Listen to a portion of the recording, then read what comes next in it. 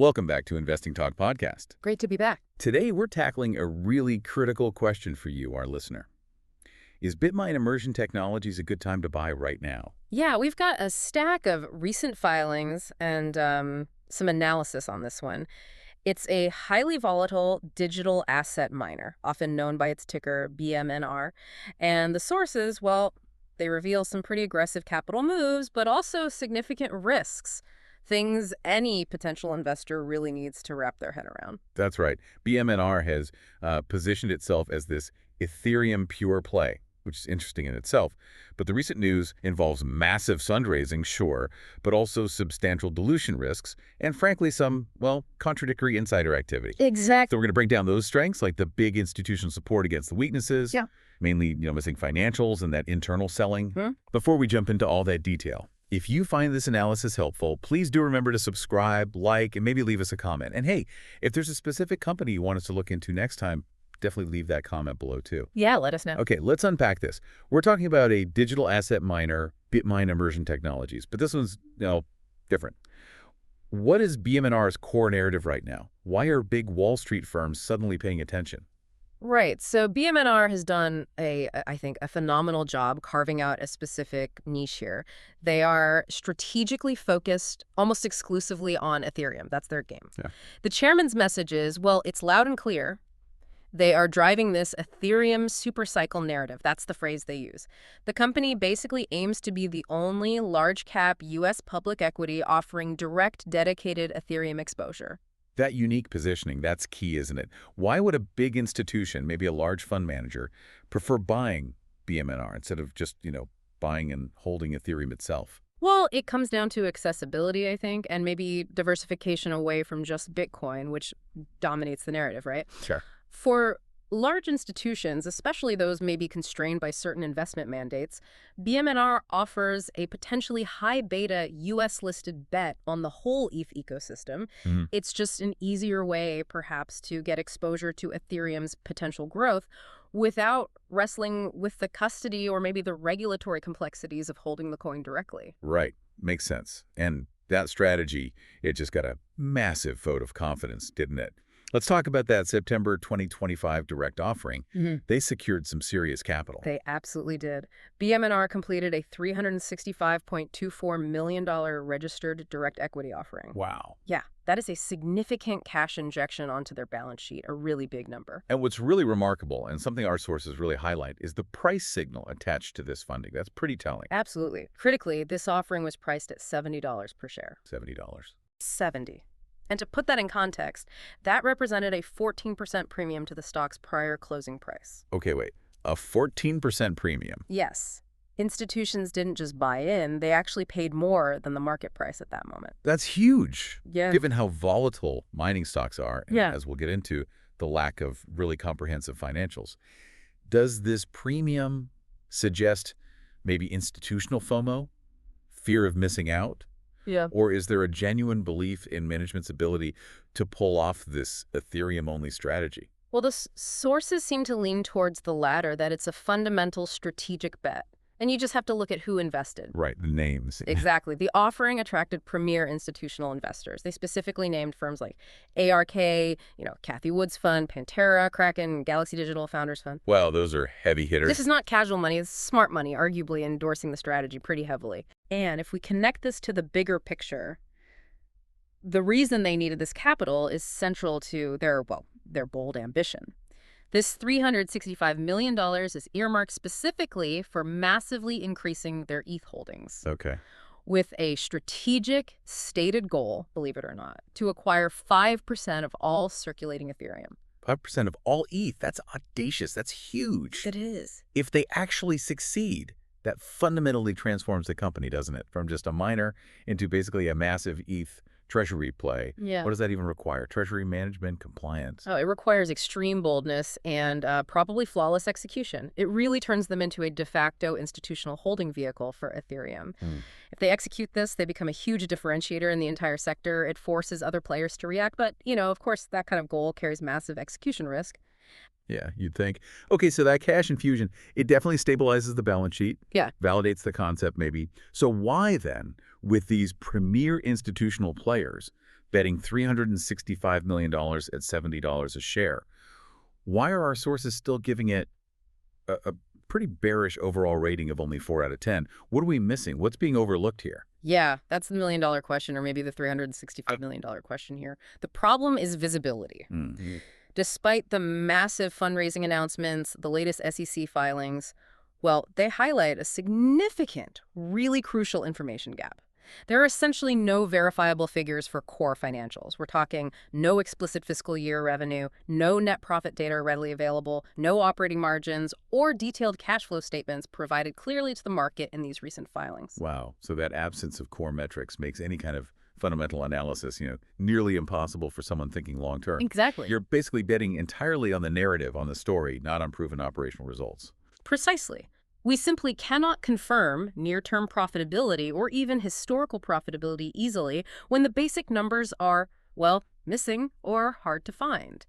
And this leads us right into the second major red flag, immediate stock-specific risk, which is dilution. Okay, dilution. How significant is the dilution overhang from this $365 million raise? It's substantial, very substantial. The offering involves selling roughly 5.22 million common shares. Okay, that's straightforward dilution. Right. But crucially, they also issued approximately 10.4 million warrants alongside those shares. 10 million warrants. So hang on, for every share they sold, they basically gave out 2 warrants. That's right. 2 warrants for every share. Okay. Which means the common shares outstanding could potentially jump from about 279.5 million before the offering to over 295 million after the offering, assuming, those warrants eventually get exercised down the line. That creates immediate and significant dilution for anyone holding shares before the offering.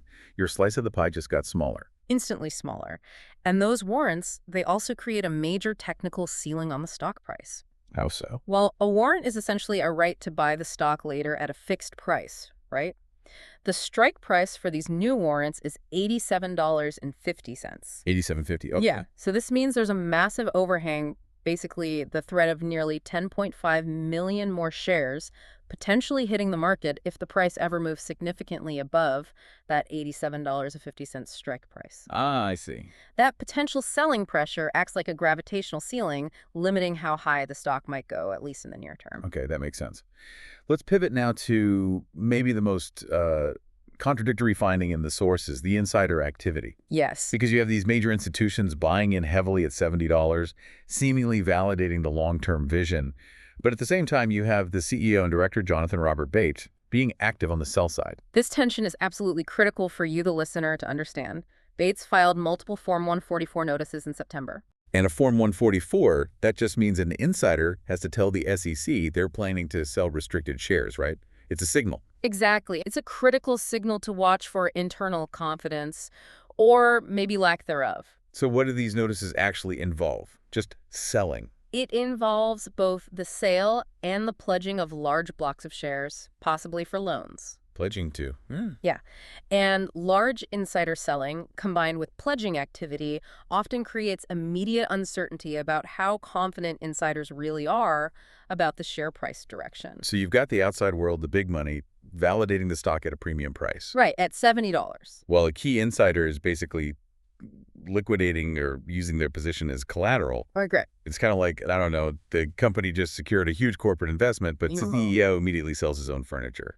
It doesn't quite add up. It definitely raises questions. It raises the immediate question. What does management know, maybe about the underlying business or the current stock price, that these institutions buying at a 14% premium don't know? And that, right there, is the central conflict driving this high-risk sort of 4 out of 10 rating from our sources. Okay. The price points are also technically important here, too.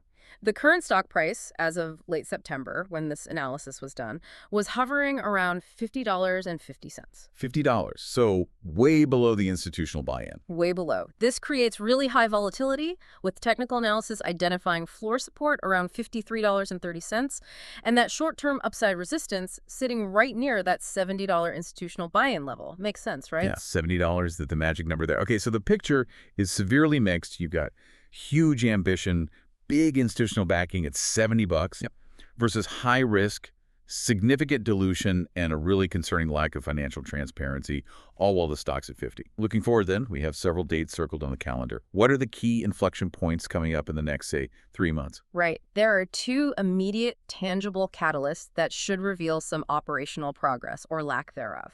First, October 15th, 2025 is the expected Q3 earnings release date. Okay, that's crucial. Absolutely crucial, because it should show the first tangible impacts of that recent capital raise. How much ETH did they actually manage to acquire? What are the initial treasury moves looking like? We should get some clarity. And then shortly after that, October 31st, 2025, there's a major ETF rebalancing event mentioned. Why is that relevant? Well, given BMNR's unique positioning as an ETH pure play, this event could potentially impact institutional Ethereum allocations more broadly. It might drive new waves of demand if passive funds need ETH exposure, or maybe shifts in portfolio weighting. It's something to watch. Okay. And then looking a bit further out, we also expect the final disclosures for those institutional buys, the ones from the offering, to finalize around December 10th. That'll further clarify exactly which firms officially settled their positions and how much they hold. Got it. So beyond those scheduled events, there's also significant market chatter, right? Speculation that could actually dwarf the scheduled news. What are the key rumors and speculative catalysts floating around? Yeah, the biggest speculation, naturally, centers on the potential for a U.S. Ethereum ETF launch. The holy grail for ETH bulls. Pretty much. Analysts widely believe that given BMNR's pure ETH exposure, the company could be a major beneficiary if, and it's still an if, that regulatory approval finally materializes in the coming months. How so? Like a proxy?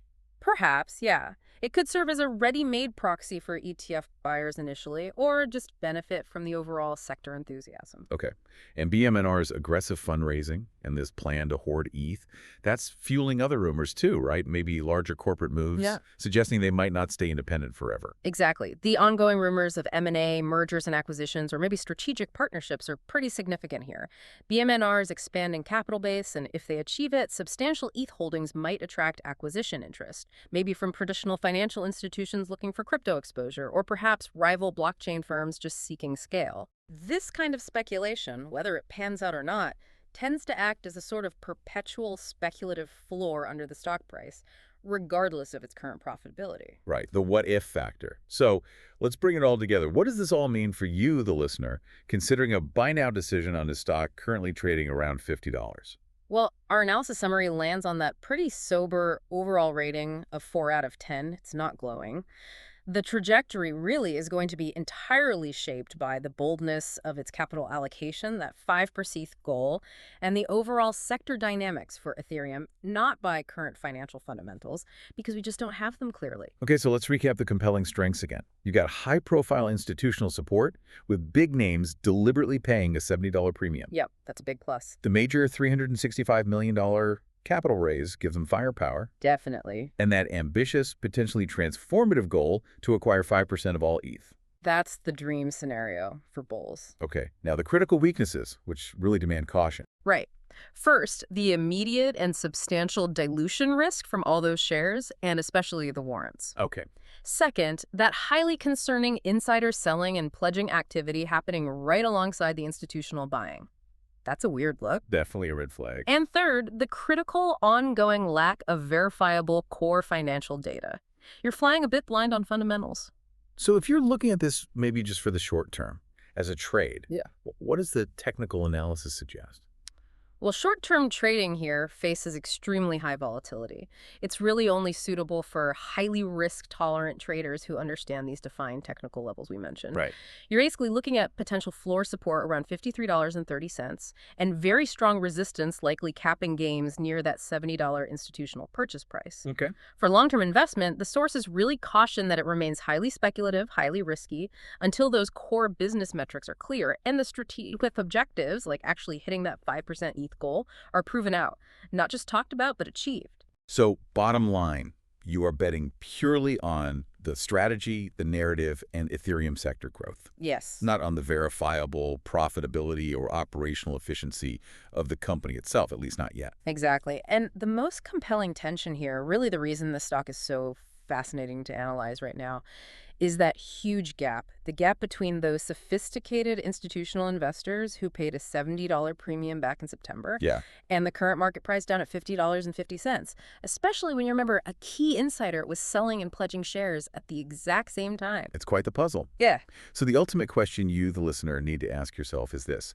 Are you willing to overlook the significant dilution risk and the almost complete lack of fundamental financial visibility in exchange for potentially riding the coattails of major institutional players who are making a big bet on the Ethereum supercycle through this specific company?